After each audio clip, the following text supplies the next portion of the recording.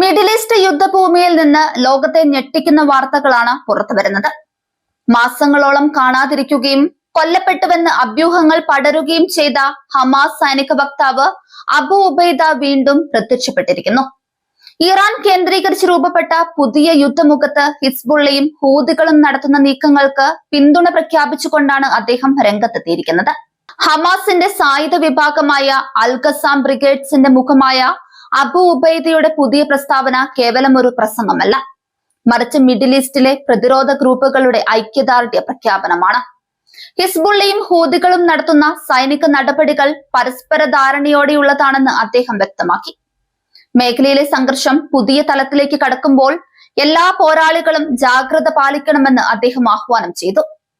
ഇസ്രയേലും അമേരിക്കയും അബു ഉബൈദ കൊല്ലപ്പെട്ടുവെന്ന് കരുതിയിരിക്കെയാണ് അദ്ദേഹം വീണ്ടും സന്ദേശവുമായി എത്തുന്നത്. ഇത് ഹമാസ് പോരാളികൾക്കിടയിൽ വലിയ ആവേശം സൃഷ്ടിച്ചിട്ടുണ്ട്. ഇറാൻ റഷ്യ സൈനിക സഖ്യം ശക്തമാക്കുന്നതിനിടയിലാണ് ഇറാന്റെ പ്രോക്സി ഗ്രൂപ്പുകൾ ഒരേ സമയം ആക്രമണം ശക്തമാക്കുന്നത്. അത്യാധുനിക മിസൈലുകൾ ഉപയോഗിച്ച് ഇസ്രയേലിന്റെ വടക്കൻ അതിർത്തികളിൽ ഹിസ്ബുള്ള സമ്മർദ്ദം ചെലുത്തുന്നു. ചെങ്കടലിലെ കപ്പൽ ഗതാഗതം തടസ്സപ്പെടുത്തുന്നതിനൊപ്പം ഗൾഫ് രാജ്യങ്ങളിലെ അമേരിക്കൻ താൽപര്യങ്ങളെ ഡ്രോണുകൾ ഉപയോഗിച്ച് ലക്ഷ്യം വെക്കുന്നു. എന്നാൽ തിരിച്ചടികളിൽ നിന്നും മുക്തരായി വീണ്ടും സംഘടിതമായി പോരാടുന്നു എന്ന സൂചനയാണ് അബു ഉബൈദയുടെ വാക്കുകളിലൂടെ ഹമാസ് നൽകുന്നത്. അമേരിക്കയുടെയും ഇസ്രയേലിന്റെയും സൈനിക ഓപ്പറേഷനുകൾ ഈ സംഘങ്ങളെ തകർക്കാൻ ലക്ഷ്യമിട്ടതാണെങ്കിലും നിലവിൽ ഇവർക്കിടയിലുള്ള ഏകോപനം വർദ്ധിച്ചതായാണ് രാഷ്ട്രീയ നിരീക്ഷകർ വിലയിരുത്തുന്നത്. ഇറാൻ നൽകുന്ന അത്യാധുനിക സാങ്കേതിക വിദ്യയും റഷ്യയുടെ പരോക്ഷ പിന്തുണയും ഈ ഗ്രൂപ്പുകളെ കൂടുതൽ ശക്തരാക്കുന്നുണ്ട്. നിരീക്ഷകരുടെ അഭിപ്രായത്തിൽ അബു ഉബൈദയുടെ തിരിച്ചുവരവ് ഒരു സൈക്കോളജിക്കൽ വാർഫെയർ കൂടിയാണ്. തങ്ങൾ തകർന്നിട്ടില്ലെന്നും മിഡിൽ ഈസ്റ്റിലെ ഓരോ പ്രതിരോധ നീക്കവും ഒരേ കേന്ദ്രത്തിൽ നിന്ന് നിയന്ത്രിക്കപ്പെടുന്നതാണെന്നും ലോകത്തെ അറിയിക്കുകയാണ് ഇതിലൂടെ ലക്ഷ്യമിടുന്നത്. ഇസ്രയേലിന്റെ നിഷ്ഠൂരമായ ആക്രമണങ്ങൾക്കിടെ പലസ്തീനിയൻ ജനത ഏറ്റവും കൂടുതൽ കാതോർത്ത വാക്കുകളാണ് അൽ ഖസാം ബ്രിഗേഡ്സ് വക്താവ് അബു ഉബൈദയുടേത്. ഒക്ടോബർ 7 നടത്തിയ ഓപ്പറേഷൻ ഫ്ലഡിന് ശേഷം നിരന്തരം മാധ്യമങ്ങൾക്ക് മുൻപിലുണ്ടായിരുന്നു അബു ഉബൈദ. പട്ടാള യൂണിഫോമിൽ കണ്ണു മാത്രം പുറത്തേക്ക് കാണുന്ന വിധത്തിൽ ചുവന്ന കഫിയെ കൊണ്ട് മുഖം മറച്ചാണ് ഇദ്ദേഹം മാധ്യമങ്ങളുമായി സംവദിക്കാറുള്ളത്. ഗാസയിലെ ഇസ്രയേൽ നാശനഷ്ടത്തിന്റെയും ഹമാസ് പ്രതിരോധത്തിന്റെയും വിശദാംശങ്ങൾക്കായി ഓരോ പലസ്തീനിയും അബു ഉബൈദയ്ക്കായി കാത്തുകൂർപ്പിച്ചിരിക്കുന്നു. വേദന നിറഞ്ഞ നാളുകളിൽ പലസ്തീൻ ശൗര്യത്തിന്റെ മറുപേരായി മാറുകയായിരുന്നു അദ്ദേഹം. അതിനിടെയാണ് അബു ഉബൈദ കൊല്ലപ്പെട്ട തരത്തിൽ ഇസ്രയേൽ അമേരിക്കൻ മാധ്യമങ്ങൾ വാർത്തകൾ പടച്ചുവിട്ടത്. യുദ്ധഭൂമിയിൽ നിന്ന് ഇസ്രയേൽ തൽപര വാർത്തകൾ മാത്രം പുറം ലോകത്തേക്ക് എത്തുന്ന വേളയിലാണ് അബു ഉബൈദയുടെ വാർത്താ സമ്മേളനവും റെക്കോർഡിംഗ് സംഭാഷണങ്ങളും ശ്രദ്ധ നേടിയത്.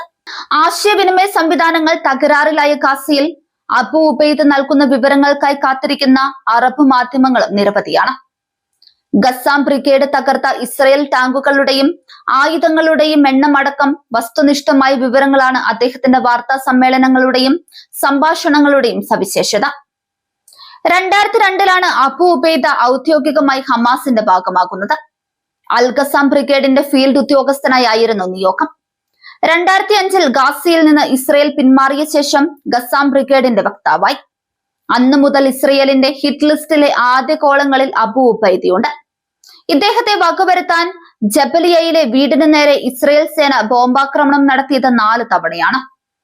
2008, 2012, 2014, 2023 വർഷങ്ങളിൽ 4 തവണയും അദ്ദേഹം രക്ഷപ്പെട്ടു. 2006 ജൂൺ 5 അൽ ഖസാം വക്താവായി അബു ഉബൈദ ആദ്യമായി മാധ്യമങ്ങൾക്ക് മുൻപിൽ പ്രത്യക്ഷപ്പെടുന്നത്. 21 വർഷമായി അത് തുടരുകയും ചെയ്യുന്നു. ലോകത്തെ ഏറ്റവും മികച്ച സാങ്കേതിക സംവിധാന ഉപകരണങ്ങൾ ഉണ്ടായിട്ടും അബു ഉബൈദ എവിടെയാണ് എന്ന് കണ്ടെത്താൻ ഇസ്രയേലിനായിട്ടില്ല എന്നത് പുതിയ പ്രത്യക്ഷപ്പെടലിലൂടെ തെളിഞ്ഞിരിക്കുകയാണ്. ജബലിയയിൽ താമസിക്കുന്ന ഹുദൈഫ എന്നയാളാണ് ഇദ്ദേഹമെന്നാണ് ഇസ്രയേൽ അവകാശപ്പെടുന്നത്. എന്നാൽ ഇതിന് വ്യക്തമായ തെളിവ് നൽകാൻ ഇസ്രയേലിനായിട്ടില്ല. 2023 ഒക്ടോബർ 7 ഇസ്രയേലിനെതിരെ നടത്തിയ അൽ അക്സ ഫ്ലഡ് ഓപ്പറേഷന് ശേഷം അബു ഉബൈദ മാധ്യമങ്ങൾക്ക് മുൻപിൽ പ്രത്യക്ഷപ്പെടുകയും ഹമാസ് പോരാളികളുടെ വിജയത്തെ പ്രകീർത്തിച്ച് സംസാരിക്കുകയും ചെയ്തു. പലസ്തീനിലെ മാത്രമല്ല പല മധ്യേഷ്യൻ രാഷ്ട്രങ്ങളിലെയും വീടുകൾ അദ്ദേഹത്തിന്റെ വാക്കുകൾക്കായി കാതോർക്കാറുണ്ട്. കാറുകൾ, ഗ്യാരേജുകൾ എന്നിവിടങ്ങളിലിരുന്ന് ഇദ്ദേഹത്തിന്റെ സംപ്രേഷണം പലസ്തീനികൾ കേൾക്കുന്നതായി പ്രാദേശിക മാധ്യമ പ്രവർത്തകർ റിപ്പോർട്ട് ചെയ്യുന്നു. പലസ്തീനിൽ സൂപ്പർ ഹീറോ പരിവേഷമാണ് അബു ഉബൈദയ്ക്കുള്ളതെന്നും മാധ്യമങ്ങൾ പറയുന്നുണ്ട്. ഇദ്ദേഹത്തെക്കുറിച്ച് അറബിയിൽ മീമുകളും ഷോർട്ട് വീഡിയോകളും ധാരാളം ലഭ്യമാണ്. മിഡിൽ ഈസ്റ്റ് വലിയൊരു പ്രാദേശിക യുദ്ധത്തിലേക്ക് നീങ്ങുകയാണോ എന്ന ചോദ്യത്തിന് അബു ഉബൈദയുടെ വാക്കുകൾ അതെ എന്ന് തന്നെയാണ് സൂചന നൽകുന്നത്. വിമാനാപകടങ്ങളും ആയുധ കൈമാറ്റങ്ങളും വാർത്തകളിൽ നിറയുമ്പോൾ അബു ഉബൈദയെ പോലെയുള്ളവർ വീണ്ടും സജീവമാകുന്നത് അമേരിക്കയുടെ പശ്ചിമേഷ്യൻ തന്ത്രങ്ങൾക്ക് വലിയ വെല്ലുവിളിയാണ് ഉയർത്തുന്നത്. വരും ദിവസങ്ങളിൽ ഈ ഗ്രൂപ്പുകളുടെ ഭാഗത്തുനിന്ന് കൂടുതൽ സംയോജിത ആക്രമണങ്ങൾ ഉണ്ടാകുമോ എന്നാണ് ലോകം ഉറ്റുനോക്കുന്നത്.